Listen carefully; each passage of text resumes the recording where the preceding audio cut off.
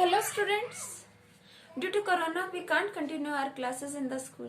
Whenever school will be started, we will continue classes in same way in our school. Okay students.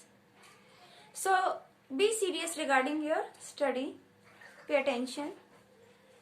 Microorganisms, friend and foe. We have discussed this chapter in the class.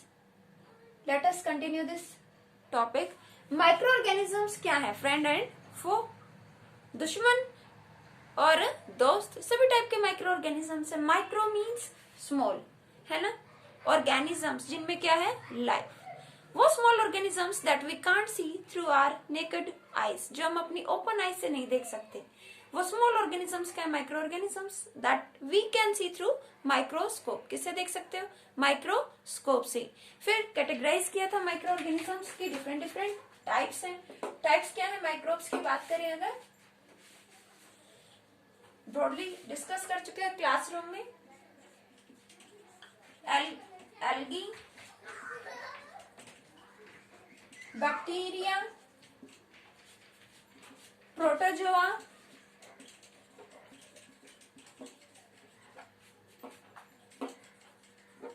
Fungi, then virus. वैसे इसे include नहीं किया जाता इस category में. क्यों? क्योंकि जो वायरसेस होते हैं ये कैसे होते हैं? कुछ कैरेक्टर्स इनमें लिविंग के और कुछ कैरेक्टर्स किस तरह के? नॉन लिविंग ऑर्गेनिजम्स के, है ना. नॉन लिविंग के कैरेक्टर्स हैं, ये कह सकते हैं हम. जब वायरसेस ऐसे ही पड़े रहते हैं, ये क्या होते हैं? इनएक्टिव, है ना. इनका अपना कोई मैकेनिज्म नहीं है. लेकिन जब ये किसी लिविंग ऑर्गेनिज्म के कांटेक्ट में आते हैं, तो ये उस ऑर्गेनिज्म का मैकेनिज्म, बॉडी की मशीनरी को कंट्रोल कर लेते हैं और क्या करते हैं? यहाँ पर मल्टीप्लाई करते हैं, इंक्रीज होने लगते हैं, फूड लेने लगते हैं अदर ऑर्गेनिज्म से और उसके सेल्स को डैमेज करते चले जाते हैं. वायरसेस ऐसे ही पड़े रहते हैं अलोन, अकेले, इनएक्टिव. लेकिन जब किसी लिविंग के कांटेक्ट में आते हैं तो क्या करते हैं? रिप्रोड्यूस करते हैं, मल्टीप्लाई करते हैं, लिविंग की तरह बिहेव करते हैं, दूसरे ऑर्गेनिज्म की मशीनरी को कंट्रोल कर लेते हैं, अडॉप्ट कर लेते हैं, है ना. तो ये लिविंग की तरह बिहेव करते हैं. तो वायरसेस में कुछ कैरेक्टर्स लिविंग के और कुछ कैरेक्टर्स किसके हैं? नॉन लिविंग के. Then where are micro organisms found? कहाँ मिलते हैं माइक्रो ऑर्गेनिजम्स? लिविंग ऑर्गेनिजम्स बात करते हैं. एयर, वाटर बॉडीज जो भी हैं, पॉन्ड, रिवर, सी, सभी जगह. Desert, mountains, high temperature, low temperature, सभी जगह मिलते हैं. एक्सट्रीम टेम्परेचर पर भी मिलेंगे, ज्यादा टेम्परेचर पर. बात करें अर्थ की जो सरफेस है उसके नीचे भी कुछ किलोमीटर्स की डेप्थ तक ये हमें मिलेंगे.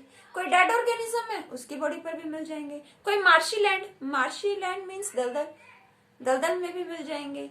हमारी बॉडी के अंदर भी होते हैं कुछ माइक्रोब्स, है ना. कुछ बॉडी से बाहर, बॉडी की सरफेस पर भी मिल सकते हैं. तो पॉपुलेशन बहुत है माइक्रो ऑर्गेनिजम्स की. इनकी लाइफ स्पेन क्या है? बहुत ही शॉर्ट है, कम लाइफ है इनकी. ठीक है. और ये तेजी से क्या करते हैं? मल्टीप्लाई करते हैं, बढ़ते हैं. तो इनकी पॉपुलेशन बहुत ज्यादा है, हर जगह है ये माइक्रोब्स. अगर बात करें अर्थ पर तो पॉपुलेशन इन्हीं की है. ठीक है ना. माइक्रो ऑर्गेनिजम्स सर्वाइव करते हैं, हाई टेम्परेचर पर भी कर लेते हैं, मॉइस्चर में भी सर्वाइव करते हैं, जहां वैक्यूम में वहां भी सर्वाइव कर लेंगे. ठीक है. तो अब बात करते हैं माइक्रो ऑर्गेनिजम्स क्या है हमारे लिए? Friendly micro organisms. Friendly micro organisms. बाकी हम ये सभी एल्गी, बैक्टीरिया, प्रोटोजोआ, फंजाई के एग्जांपल्स और स्ट्रक्चर्स हम डिस्कस कर चुके हैं क्लासरूम में. तो फ्रेंडली माइक्रो ऑर्गेनिजम्स फ्रेंडली क्यों कहा गया? क्योंकि ये क्या करते हैं? ब्रेड, ढोकला, जो भी बेकरी प्रोडक्ट्स है, केक, पेस्ट्रीज, वो सब बनाने में यूज होते हैं माइक्रोब्स. ठीक है. तो मेकिंग ऑफ कर्ड और ब्रेड कह सकते हैं. पॉइंट फ्रेंडली क्यों है? Making curd and bread. Curd और ब्रेड बनाने में हेल्प करते हैं, और जो भी बेकरी प्रोडक्ट्स हैं वो बनाने में भी हेल्प करते हैं। ढोकला बनाते हो, इडली बनाते हो, डोसा बनाते हो, उसमें भी यूज होता है। ठीक है, होता क्या है, जब हम कोई डो ले लें, मैदा ही ले लें, मैदा, और मैदा में क्या डाल दें, माइक्रो ऑर्गेनिज्म डाल दें, ईस्ट डाल दें, तो क्या होगा, ये जो ईस्ट है ये रेस्पिरेशन प्रोसेस में, हम सभी रेस्पायर करते हैं, ये रेस्पिरेशन प्रोसेस में क्या रिलीज करता है, ये रिलीज करता है कार्बन डाइऑक्साइड गैस। क्या रिलीज करता है ईस्ट, कार्बन डाइऑक्साइड गैस, जो किसी भी चीज को क्या बना देगी, फ्लफी, फूला फूला स्पॉन्जी बना देगी, है ना।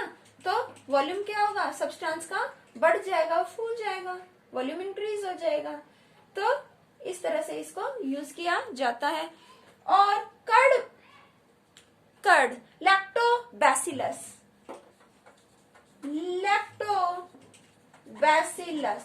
लैक्टोबैसिलस क्या है, ये है बैक्टीरिया। ये क्या है, बैक्टीरिया में ये, ठीक है, बैक्टीरियम सिंगुलर, बैक्टीरिया प्लूरल। तो लैक्टोबैसिलस बैक्टीरिया में ही आता है। जो लैक्टोबैसिलस है ये ऐसा बैक्टीरिया है जो क्या करता है, लैक्टोबैसिलस कन्वर्ट करता है, lactobacillus converts milk into curd, या कहें सॉरिंग ऑफ मिल्क, दूध का खट्टा होना या फिर उसका कर्ड में कन्वर्ट हो जाना, दही में बदल जाना, क्या किसकी वजह से होता है, लैक्टोबैसिलस। ऐसी एक और बैक्टीरिया रेनिन, ये रेनिन क्या करता है, ये मिल्क से क्या बना देता है, ये मिल्क से क्या तैयार करता है, मिल्क को कन्वर्ट करता है किसमें, चीज, मिल्क से क्या बना देता है, रेनिन, चीज। तो यूजफुल है, चीज बन रहा है रेनिन से, और कर्ड बन रही है लैक्टोबैसिलस की वजह से। और ईस्ट देख लो, जो ईस्ट है वो ब्रेड बनाने में, बेकरी प्रोडक्ट्स बनाने में, इडली, डोसा, केक बनाने में यूज होता है।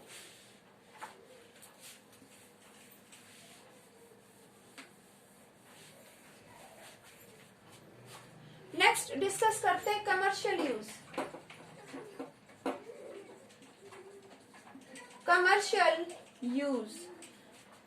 ऑफ माइक्रोब्स भी कह सकते हैं और माइक्रो ऑर्गेनिजम्स भी कह सकते हैं। Commercial use means business level पे आ जाओ। कमर्शियल यूज का मतलब है जो माइक्रोब्स हैं इनका कमर्शियल यूज भी है। जैसे बात करते हैं ईस्ट क्या है, फंगस है ना। ये ईस्ट क्या करता है, ईस्ट का फंक्शन क्या है, ये कन्वर्ट करता है शुगर को, किस में कन्वर्ट कर देता है शुगर को, अल्कोहल या फिर कहें एसिड में। और क्या प्रोड्यूस करता है ईस्ट, कार्बन डाइऑक्साइड गैस। जो ईस्ट है उसकी प्रेजेंस में शुगर अल्कोहल या एसिड में कन्वर्ट हो जाती है और कौन सी गैस रिलीज होती है, कार्बन डाइऑक्साइड। कार्बन डाइऑक्साइड तो जो भी बात करें व्हीट है, राइस है, सभी स्वीट ही होते हैं, तो उनके ऊपर ये ईस्ट फीड करता है, उनसे अपना फूड लेता है और किस में कन्वर्ट कर देता है धीरे धीरे, अल्कोहल या एसिड में। और कौन सी गैस रिलीज करता है, कार्बन डाइऑक्साइड। और ईस्ट को क्या चाहिए डेवलप करने के लिए, शुगर चाहिए। क्या लेता है, शुगर। और इसको क्या चाहिए, वार्म। इसको चाहिए टेम्परेचर, गर्माहट चाहिए, हीट चाहिए। और क्या चाहिए, मॉइस्चर और वार्मथ चाहिए सरवाइव करने के लिए। शुगर चाहिए, शुगर को अल्कोहल या एसिड में कन्वर्ट करेगा और कार्बन डाइऑक्साइड को रिलीज करेगा। अब बात करते हैं अल्कोहल। वाइन बनाने में, अल्कोहल बनाने में, एसिड्स बनाने में, कार्बन डाइऑक्साइड रिलीज करने में ईस्ट का यूज होता है। ये हो गया इसका कमर्शियल यूज। अल्कोहल तैयार करने में, वाइन तैयार करने में, एसिड्स फॉर्म करने में जो है ईस्ट का इंपॉर्टेंट रोल है। एक let us perform an activity. हम कोई कंटेनर लेते हैं और उसमें क्या लिया हमने, वार्म वाटर, गर्म पानी ले लिया। अब इसमें हम ऐड करते हैं ईस्ट पाउडर। क्या ऐड करते हैं, ईस्ट पाउडर। तो ईस्ट को क्या चाहिए, और इसमें क्या है, शुगर भी है। ये मान लो ये वार्म क्या है? Sugar solution, sugar solution. इस कंटेनर में क्या है? Sugar solution. और ये कैसा सॉल्यूशन है? वार्म है, गर्म है, गर्म शुगर सॉल्यूशन। गर्म है, टेम्परेचर ज्यादा है। शुगर क्या सरवाइव करने के लिए चाहिए? फूड क्या है? ईस्ट का शुगर, ठीक है। और इस पाउडर इसमें ऐड करोगे तो धीरे धीरे क्या होगा? Volume increase. जैसे कि हम बात कर रहे थे कि मैदा है, मैदा आपने देखा भटूरे बनाने के लिए, भटूरे भी बनाते हैं, उसमें ईस्ट यूज होता है, या कर्ड यूज होती है। कर्ड में भी क्या है? ईस्ट है। कर्ड में भी क्या है? ईस्ट। मान लो ये क्या है? डो है। ये क्या है? मैदा का डो है, मैदा का आटा है। इसमें आपने वाटर और उसमें ईस्ट, वाटर प्लस ईस्ट या फिर कर्ड ऐड कर दी, तो इसमें क्या है? ईस्ट। जब इस डो में क्या डालोगे आप? ईस्ट, तो क्या होगा? ईस्ट की एडिशन के बाद इस कंटेनर का वॉल्यूम देखो, कंटेनर में वॉल्यूम देखो जरा, डो का वॉल्यूम इंक्रीज हो जाएगा।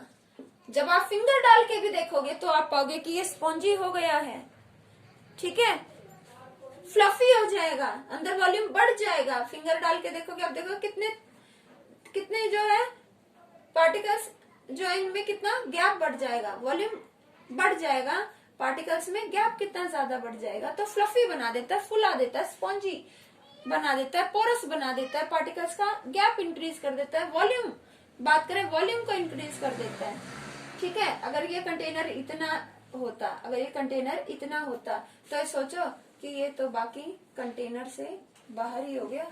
देखा है ना ऐसे कई बार, बाहर आटा रखा रह गया, गर्मी है, वार्मथ है, सराउंडिंग्स में मॉइस्चर है, नमी है, तो कैसे आटा उसमें भी डेवलप हो जाता है और कैसे वो खराब हो जाता है। उसमें कई बार तो आपको झाग भी दिखाई देते हैं ना, कैसा हो जाता है। तो अब बात करते हैं बेटा, यहाँ मैं आपको बता रही थी कि इसको क्या चाहिए? शुगर चाहिए, शुगर सॉल्यूशन। वार्मथ यानी गर्म है, टेम्परेचर भी ज्यादा हो गया, तो अब यहाँ पर क्या होगा?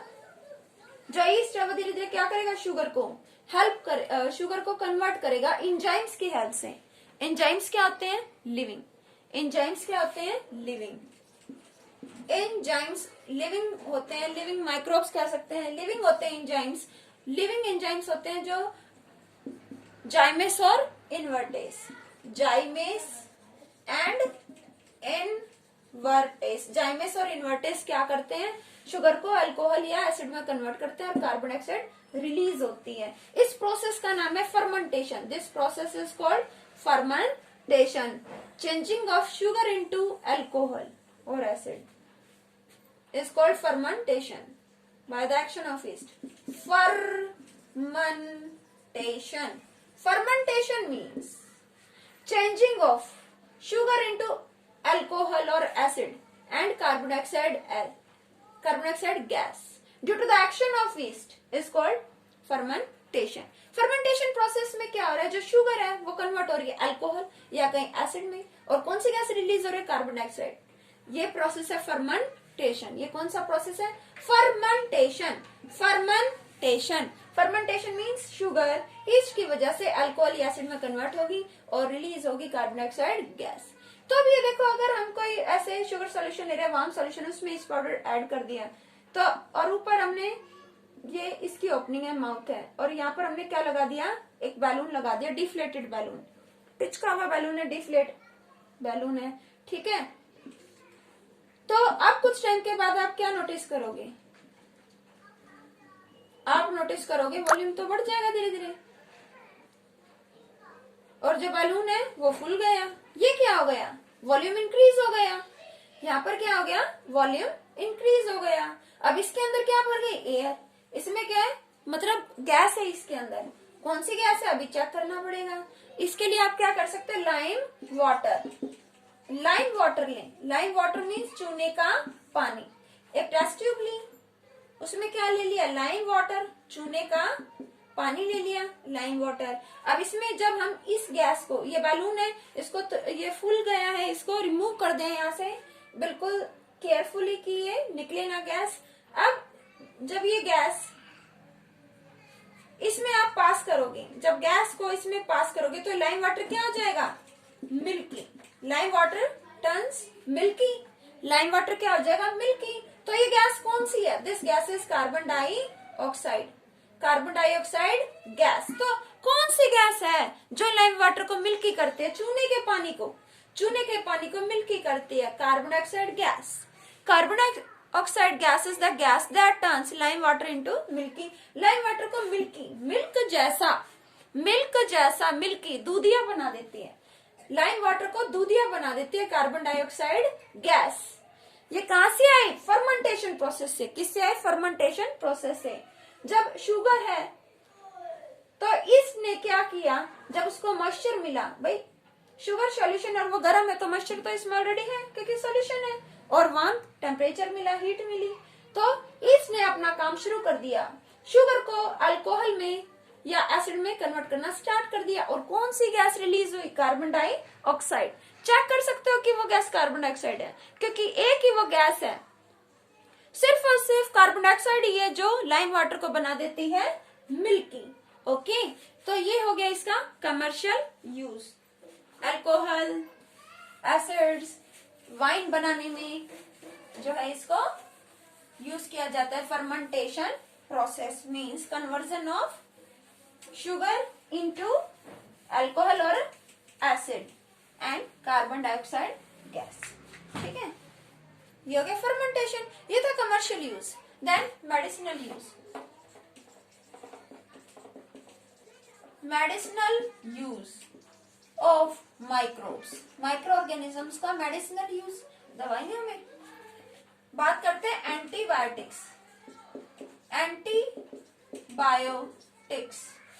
और देन नेक्स्ट बात करेंगे किसकी? वैक्सीन और एंटीबायोटिक्स। एंटीबायोटिक्स क्या है? एंटीबायोटिक्स मेडिसिन्स है। Antibiotics are medicines, these are medicines. Antibiotics क्या है? मेडिसिन्स है जो किससे मिलती हैं? क्या सोर्स है इन मेडिसिन्स का? ये किससे आती हैं? माइक्रोब से। ये किससे आती हैं? माइक्रोब से। और माइक्रोब्स भी कौन से बात करते हैं? बैक्टीरिया और फंजाई। बैक्टीरिया और फंजाई, इन से तैयार होते हैं एंटीबायोटिक्स। ये एंटीबायोटिक्स डिजीज होने के बाद लिए जाते हैं। कोई भी ऑर्गेनिज्म है, मान लो मैं हूं, आप, कोई भी हम में से, हमारी बॉडी, हमारा इम्यून सिस्टम, जब बाहर से आते हैं जर्म्स, डिजीज फैलाने वाले माइक्रोब्स, तो हमारा इम्यून सिस्टम काम करता है, हमारा मैकेनिज्म काम करता है बॉडी का। हमारी बॉडी में जो इम्यून सिस्टम है, इम्यूनिटी देता है बॉडी को, बीमारी से, डिजीज से लड़ने की ताकत देता है। इम्यूनिटी सिस्टम ये क्या डेवलप करता है? White blood cells. WBC means white blood cells produce करता है इम्यूनिटी सिस्टम। और ये व्हाइट ब्लड सेल्स क्या है? सोल्जर्स। व्हाइट ब्लड सेल्स क्या है? सोल्जर्स। बाहर से कोई एनिमी आएगा, बाहर से कोई डिसीज फैलाने वाला माइक्रोब आएगा तो ये उससे फाइट करेंगे। अब बात करते हैं व्हाइट ब्लड सेल्स प्रोड्यूस करते हैं एंटीबॉडीज क्या है? बॉडी है, ये वो लिविंग ऑर्गेनिज्म है छोटे छोटे जो एंटी मीन्स बचाएंगे, किसके अगेंस्ट काम करेंगे? बाहर से आने वाले जर्म्स। अब जर्म्स कैसे आएंगे? एयर के थ्रू या वाटर और फूड के थ्रू। मेनली तो यहीं से आएंगे। जिस एयर में इनहेल कर रहे हो, एयर के थ्रू आ गए। गंदा कॉन्टेमिनेटेड फूड या वाटर ले रहे हो, उससे बॉडी में एंटर करेंगे और बॉडी को वीक कर देंगे, है ना। तो इसीलिए एंटीबायोटिक्स को बॉडी में इंजेक्ट किया जाता है। एंटीबॉडीज को डिजीज होने के बाद इंजेक्ट किया जाता है, जैसे कोल्ड हो गया, है ना, टाइफाइड हो गया, तो एंटीबायोटिक्स को बाद में इंजेक्ट किया जाता है। तो एंटीबायोटिक ऐसी मेडिसिन है जो माइक्रोब्स या फंजाई से मिलती हैं और ये जर्म से प्रोटेक्ट करती हैं। फर्स्ट एंटीबायोटिक की अगर बात करें, फर्स्ट एंटीबायोटिक किसने डिस्कवर किया? Who discover it?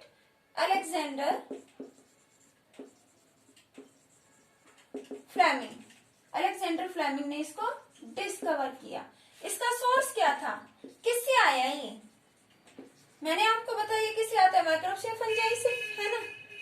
तो इसका सोर्स क्या था, मोल्ड। किससे आया ये, मोल्ड से। कौन सा मोल्ड। फर्स्ट एंटीबायोटिक का नाम क्या था सबसे पहले, penicillin. Penicillin, first antibiotic penicillin. Penicillin, who discovered penicillin, Alexander Fleming. और क्या सोर्स था पेनिसिलिन का, पेनिसिलियम नोटेटम। पेनिसिलियम नोटेटम, ये मोल्ड से आया, पेनिसिलियम नोटेटम से आया पेनिसिलिन, फर्स्ट एंटीबायोटिक जो अलेक्जेंडर फ्लेमिंग ने डिस्कवर किया।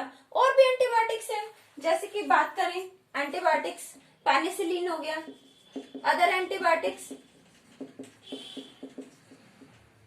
Set, streptomycin, erythromycin, tetracycline. ये क्या antibiotics, streptomycin, erythromycin, tetracycline, these are antibiotics. The next, vaccine. ये भी किसकी एडवांटेज है, माइक्रोब्स की ही एडवांटेज है, ठीक है ना। Vaccine means a weakened or disease causing microbe।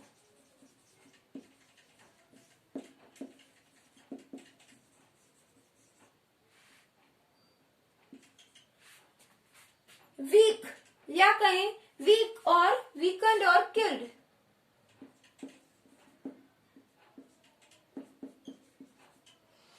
Weekend और killed disease causing microbe, weak कमजोर, डिजीज फैलाने वाला मरा हुआ माइक्रोब, या मरा हुआ हो या फिर कमजोर हो, ऐसा माइक्रोब बॉडी में इंजेक्ट किया जाता है। वैक्सीन मीन्स वीक, वीकेंड और किल्ड, कमजोर या फिर मरा हुआ डिजीज फैलाने वाला माइक्रोब बॉडी में इंजेक्ट किया जाता है। वैक्सीन का मतलब है कोई भी वीक या किल्ड डिजीज फैलाने वाला माइक्रोब, ठीक है। और वैक्सीनेशन क्या है, process. In vaccination process, vaccine is injected into the body to protect from the disease, है ना।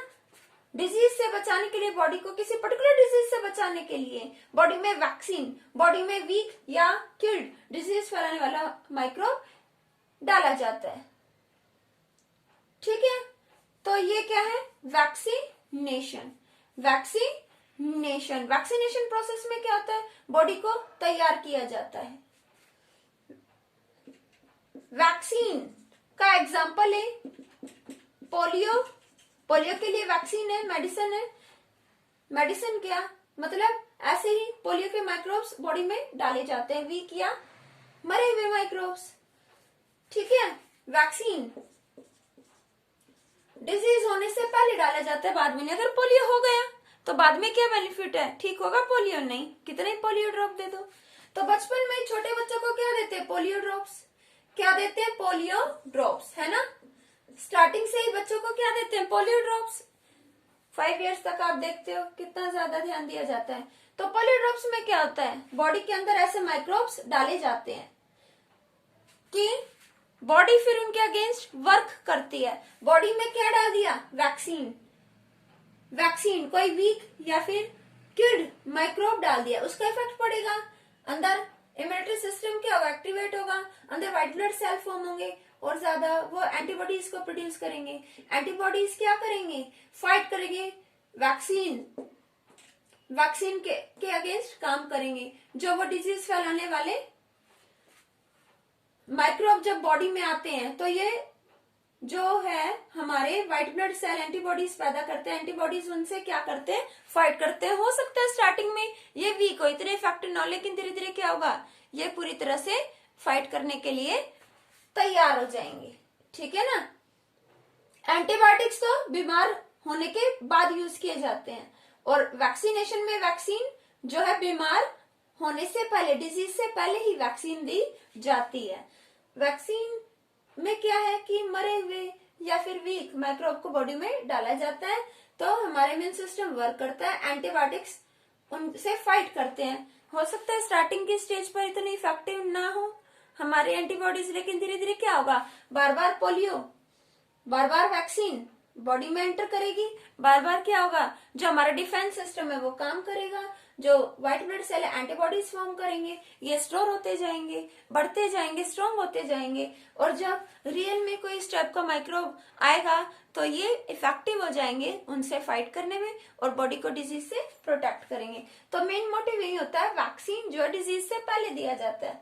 और भी डिजीजेस है जिनके लिए वैक्सीनेशन पॉसिबल है, जैसे कि हेपेटाइटिस, और फर्स्ट किसका आया था,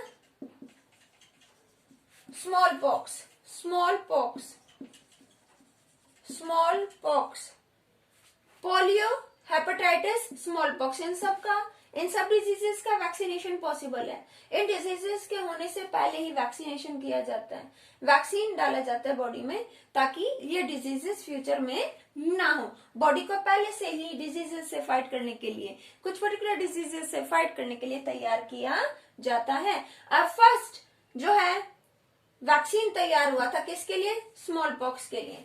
फर्स्ट वैक्सीन जो तैयार हुआ था वो स्मॉल पॉक्स के लिए हुआ था, और किसने तैयार किया था, एडवर्ड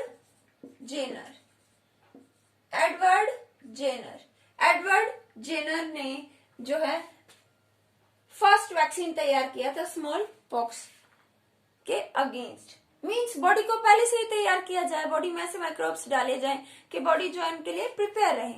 जैसे बोर्ड देने से पहले प्री बोर्ड देते हैं, बार बार प्री बोर्ड देते हैं तो प्रैक्टिस हो जाती है ना, तो बॉडी का इम्यून सिस्टम क्या आ जाता है, स्ट्रॉन्ग, और इस लायक हो जाता है कि वो बाहर से आने वाली जम से फाइट कर सके, बॉडी को बचा सके। तो ये था यूज, मेडिसिनल यूज माइक्रोब्स का। और भी एडवांटेजेस है माइक्रोब्स की। माइक्रोब्स कैसे हमारे लिए हेल्पफुल है, दे क्लीन एनवायरमेंट, वो क्या करते हैं, एनवायरमेंट को क्लीन करते हैं और सॉइल की फर्टिलिटी को इंक्रीज करते हैं।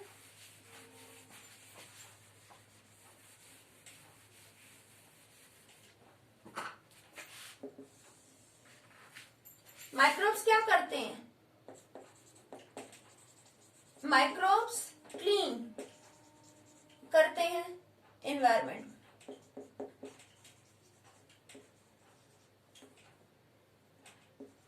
माइक्रोब्स क्या करते हैं,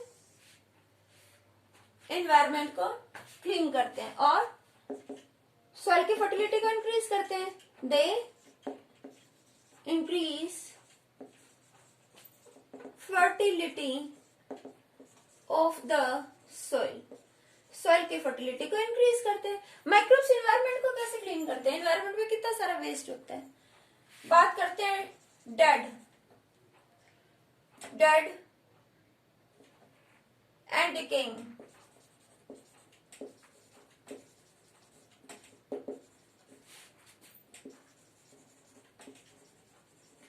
remains of plants and animals। Plants और एनिमल्स का जो भी मरा हुआ दबा हुआ जो भी वेस्ट होता है ना, उसको डिकम्पोज करते हैं। ये क्या करते हैं, उस वेस्ट को डिकम्पोज, प्लांट और एनिमल से मिलने वाले वेस्ट को ये क्या करते हैं, डिकम्पोज मीन्स ब्रेक करते हैं, स्मॉल पीसेस में ब्रेक करते हैं। एक कॉम्प्लेक्स मैटर, ऑर्गेनिक मैटर है या प्लांट या एनिमल वेस्ट है, उसको ब्रेक करेंगे, छोटा करेंगे, रिड्यूस करते जाएंगे, वेस्ट को कम करते जाएंगे। वेस्ट कम होगा तो स्पेस बढ़ेगा, स्पेस बढ़ाते हैं, वेस्ट को कम करते हैं। अगर बात करते हैं सीवेज की, नाली गटर इनसे निकलने वाला जो गंदा पानी है उसका जो ट्रीटमेंट होता है, प्योरिफिकेशन होता है, उसमें भी माइक्रोब्स को यूज किया जाता है। सीवेज में जो माइक्रोब्स होते हैं उनका क्या रोल है, सीवेज में बात करते हैं हम माइक्रोब्स का रोल। माइक्रोब्स जो है ऑर्गेनिक मैटर, जो सीवेज है उसमें कुछ ना कुछ ऑर्गेनिक मैटर मींस प्लांट या एनिमल वेस्ट होगा, तो माइक्रोब्स क्या करेंगे, उसको डिकम्पोज करेंगे, रिड्यूस करेंगे। ये वेस्ट को क्या करेंगे, रिड्यूस करते हैं, वेस्ट को क्या करेंगे, रिड्यूस करेंगे। वेस्ट कम हो जाएगा तो स्पेस बढ़ेगा, स्पेस को इंक्रीज करेंगे, वेस्ट को कम करेंगे। तो ये क्या है, एनवायरमेंट के फेवर में, एनवायरमेंट फ्रेंडली हैं, है ना, एनवायरमेंट को साफ रखते हैं, वेस्ट को कम करते हैं। अब बात करते हैं they increase fertility of the soil, वो कैसे सॉइल की फर्टिलिटी बढ़ाते हैं। अब माइक्रोब्स की बात करें तो हम माइक्रोब्स जैसे कि rhizobium and blue green algae,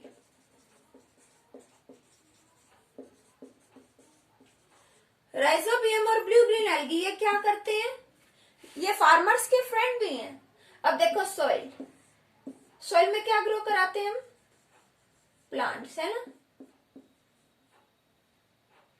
तो न्यूट्रिएंट्स ले रहे हैं प्लांट्स, तो सॉइल में न्यूट्रिएंट्स कम हो जाएंगे, सॉइल को न्यूट्रिएंट्स की रिक्वायरमेंट है, तो सॉइल में न्यूट्रिएंट्स कहां से आते हैं, सॉइल में न्यूट्रिएंट्स की रिकवरी कौन करता है, सॉइल को क्या चाहिए, नाइट्रोजन, प्लांट्स को क्या चाहिए, नाइट्रोजन, बट ये डायरेक्ट नहीं ले सकते, प्लांट्स और सॉइल नाइट्रोजन गैस को डायरेक्ट नहीं ले सकते। एटमॉस्फेयर में नाइट्रोजन गैस है, बिल्कुल है, 78% है ना, नाइट्रोजन गैस का कंपोजिशन कितना है, 78%, बट डायरेक्ट एयर से प्लांट को या फिर सॉइल को नहीं मिल सकता, डायरेक्ट पॉसिबल ही नहीं है। ये मिलेगा, ये कंपाउंड्स के फॉर्म में मिलेगा।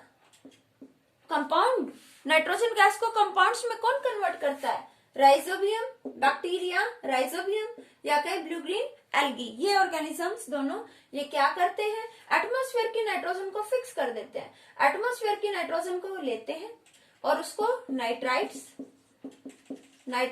या फिर नाइट्रेट्स, दोनों ही क्या है, नाइट्रोजन से बने हुए कंपाउंड्स।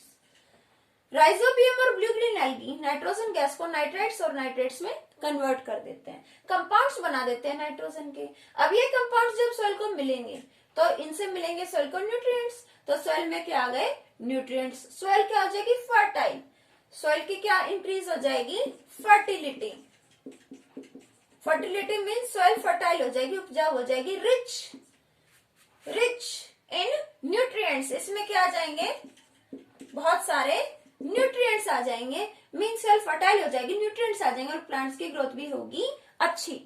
तो ये क्या करते हैं, माइक्रोब्स फार्मर्स के फ्रेंड है, उनकी हेल्प कर रहे हैं, सॉइल की फर्टिलिटी इंक्रीज कर रहे हैं, सॉइल अच्छी होगी, उसमें न्यूट्रिएंट्स होंगे तो प्लांट्स की ग्रोथ अच्छी होगी, क्रॉप्स की ग्रोथ अच्छी होगी, ज्यादा से ज्यादा ग्रेन्स होंगे।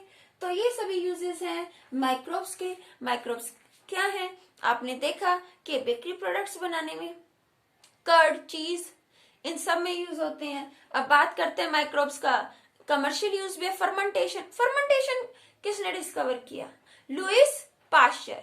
लुइस पाश्चर वो साइंटिस्ट हैं जिन्होंने, यही वो साइंटिस्ट थे जिन्होंने फर्मेंटेशन को डिस्कवर किया, ठीक है। कमर्शियल यूज आपने देखा, मेडिसिनल यूज देखा एंटीबायोटिक्स, वैक्सीन में।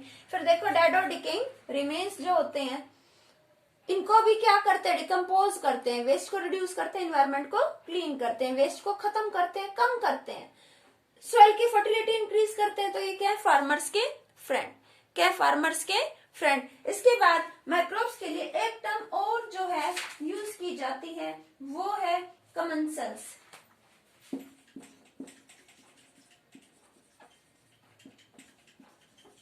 कमेंसल्स, कमेंसल्स, कमेंसल्स का मतलब है माइक्रो ऑर्गेनिजम्स जो हमारी बॉडी में, ये टर्म किसके लिए यूज होते हैं, माइक्रो ऑर्गेनिजम्स जो हमारी बॉडी में प्रेजेंट है, हमारी इंटेस्टाइन में, और बात करते हैं स्टमक में, और वो क्या करते हैं, फूड को ब्रेक करते हैं, फूड को डिकम्पोज करते हैं, है ना, तो डाइजेशन में हेल्प करते हैं। स्मॉल इंटेस्टाइन और स्टमक में जो हमारी बॉडी में यूजफुल माइक्रो ऑर्गेनिजम्स हैं वो क्या करते हैं, डाइजेशन में, फूड के डाइजेशन में, फूड के ब्रेकडाउन में, फूड के ब्रेक होने में हेल्प करते हैं।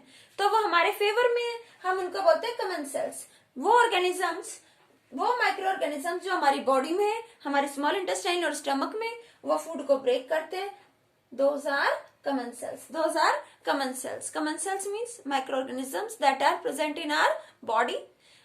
They are present in our stomach and small intestine, and they help in breakdown of food. I hope this is clear to you.